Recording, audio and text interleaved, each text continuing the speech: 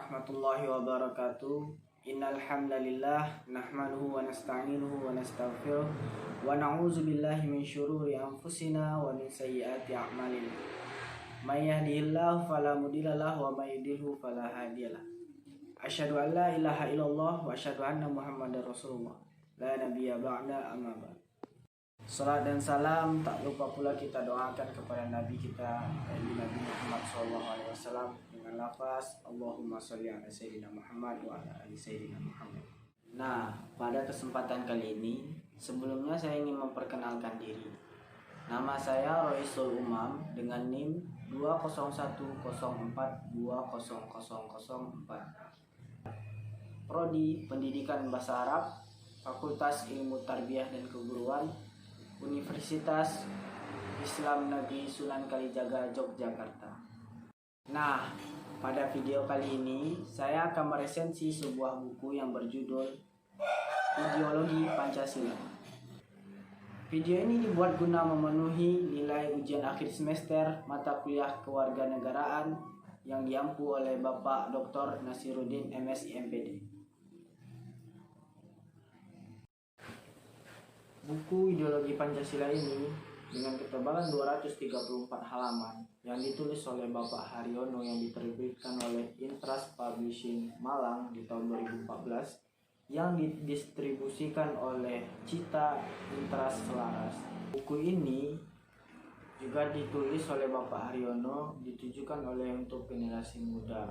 Alasan yang pertama yaitu sejak awal terbentuknya negara bangsa, kiprah anak-anak muda dalam mengkontribusikan keindonesiaan sangat menonjol. Nah, yang kedua itu ada dalam proses kehidupan berbangsa dan bernegara, anak-anak muda idealis selalu mengingatkan pemerintahnya untuk menjaga wilayah kedaulatan negara, seperti melindungi dan mensejahterakan wilayah kedaulatan negara dan mencerdaskan anak-anak bangsa serta ikut menjaga ketertiban. Yang ketiga itu secara alamiah masa depan bangsa akan sangat ditentukan oleh anak-anak generasi muda. Nah, itu. Kemudian saya akan membacakan isi dari buku ini, yaitu memiliki banyak bagian. Yang pertama itu adalah pendahuluan. Yang kedua itu adalah nasionalisme. Yang ketiga itu adalah Pancasila. Yang keempat itu adalah generasi muda. Yang kelima adalah penutup dengan subbab. Bagian pertama yaitu adalah Pancasila dan nasionalisme menghadapi tantangan. Yang kedua itu adalah peranan generasi muda. Yang ketiga adalah tantangan bangsa. Bagian kedua dengan subbab, yang pertama adalah perkembangan nasionalisme di barat. Yang kedua adalah nasionalisme di Indonesia. Yang ketiga adalah realisasi nasionalisme setelah merdeka. Yang keempat itu adalah keprihatinan dan perumusan identitas kembali. Yang kelima itu ada diperlukan rumusan baru wawasan kebangsaan. Nah, di bagian ketiga itu dengan subbab yang pertama adalah pemikiran radikal dan revolusioner.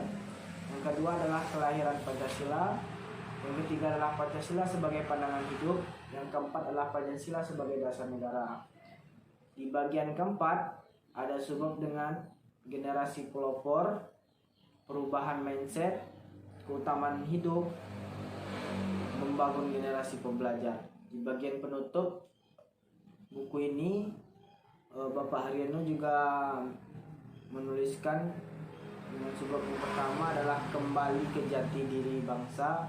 Yang kedua adalah pewaris cita-cita besar. Yang ketiga itu ada indeks Gularisium, daftar pustaka tentang penulis. Kemudian saya akan membacakan kesimpulan dari bagian-bagian dari buku ini. Yang pertama itu adalah bagian pendahuluan. Kesetiaan pada Pancasila dan Undang-Undang Dasar 1945 sama sekali tidak dapat diukur dengan amat getolnya seseorang menyebut-nyebut Pancasila dalam berbagai tempat dan kesempatan melalui wawancara, ceramah, kuliah, sambutan, dan lainnya. Sebagainya apabila dengan pretensi merasa paling Pancasilais sejati, seraya secara langsung atau tidak langsung menafikan dalam kutip mengecilkan dan mengucilkan orang lain. Kesetiaan kepada Pancasila ditentukan oleh kesetiaan sikap dan perkataan serta perbuatan seseorang kepada nilai, cita, dan makna yang terkandung dalam sila demi sila yang lima itu. Yang kedua, saya akan membacakan kesimpulan dari bagian kedua, yaitu tentang nasionalisme. Kebangsaan Indonesia adalah hasil suatu proses dalam sejarah. Karena itu, sejarah bangsa Indonesia, sejarah proses Indonesia menjadi bangsa tidak pernah boleh dilupakan. Supaya bangsa Indonesia ini dapat menanggulangi tantangan-tantangan yang dihadapi sekarang. Bangsa harus mengingatkan sejarahnya, harus mengingatkan proses gerakan-gerakan pra-nasionalis pertama, pertumbuhan nasionalisme, kesadaran kebangsaan yang semakin jadi. Kita yang hidup sekarang harus tahu apa yang dipikirkan dan dipersoalkan oleh para pendiri bangsa, para penggerak pertama kebangsaan Indonesia. Kemudian bagian yang ketiga yaitu Pancasila. Pancasila adalah ideologi yang mengandung sifat terbuka dan demokratis. Pancasila sebagai atau ideologi yang mengandung sifat terbuka biasanya mengandung kualifikasi atau batasan-batasan. Demikian pula halnya dengan Pancasila. Sifat terbuka dan demokratis dari Pancasila yang pertama dapat dilihat dari proses kelahirannya.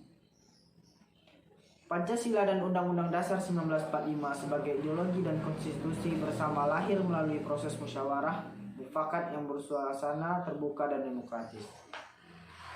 Pancasila lahir berdasarkan konsensus nasional melalui kesepakatan para tokoh pendiri republik ini yang mereka capai secara musyawarah mufakat yang bersifat terbuka dan demokratis. Kemudian bagian keempat, generasi muda. Dijiwa oleh kembang dan dijiwa inlander, itulah rajun yang menghinggapi kita di tahun-tahun yang akhir ini. Jikalau ingin merdeka sejati-sejatinya merdeka, milikilah jiwa yang merdeka, milikilah jiwa yang besar. Kemudian di bagian akhir penutup, buku ini juga menyimpulkan, demikianlah para pendiri bangsa mewariskan kepada kita semangat, alasan, dan tujuan perjuangan kebangsaan sedemikian terang dan luhur. Kehilangan terbesar dari bangsa ini bukanlah kemerosotan pertumbuhan ekonomi atau kehilangan pemimpin, melainkan kehilangan karakter dan harga diri karena diabaikannya sejarah dasar kehidupan bernegara. Demikianlah yang dapat saya jelaskan tentang beberapa kesimpulan dari setiap bab dari buku ini, yaitu buku Ideologi Pancasila. Buku ini sangat menarik untuk dibaca oleh generasi-generasi bangsa, yaitu terutama generasi-generasi muda yang masih ingin membaca buku Ideologi Pancasila ini. Nah, saya dapat menarik dari kesimpulan yang sebegitu banyaknya ini. Bagian-bagian dari setiap bab ini memiliki kelebihan dan kekurangan. Yang kelebihannya yang pertama yaitu buku ini yang ditulis oleh Karya Haryono itu lebih memprioritaskan untuk generasi-generasi muda, terutama kita sebagai mahasiswa ini, generasi-generasi penerus bangsa yang dapat menjiwai kedepannya bagaimana bangsa ini di tangan kita ke depannya. Kelebihan selanjutnya yaitu adalah glosarium.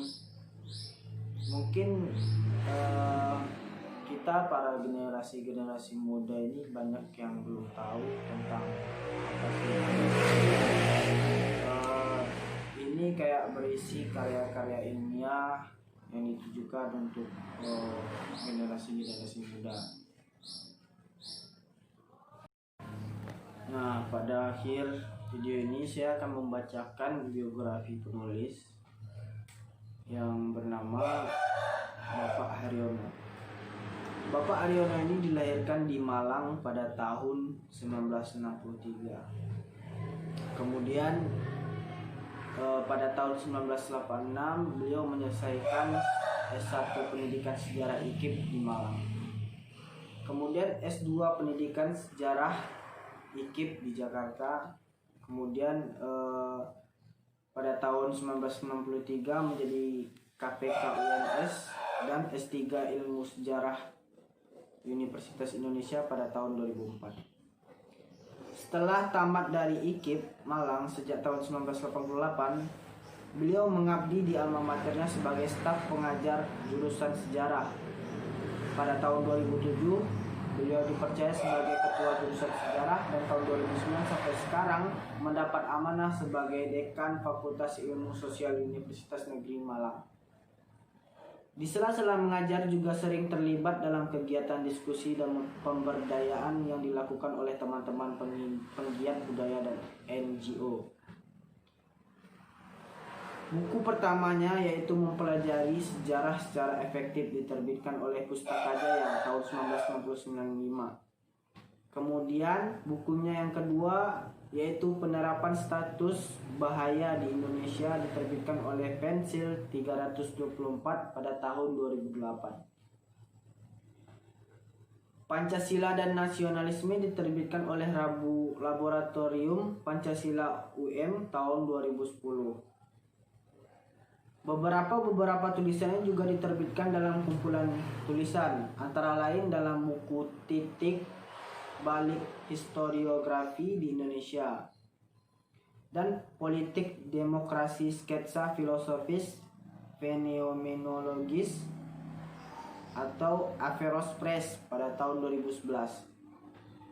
Arsitektur Demokrasi Setara Press 2013. Penulis dapat dihubungi di haryonosejum@yahoo.com atau haryonosed@umacid. Mungkin sekian dari saya untuk meresensi buku ini. Jangan lupa buat like, comment, and subscribe. Terima kasih. Assalamualaikum warahmatullahi wabarakatuh.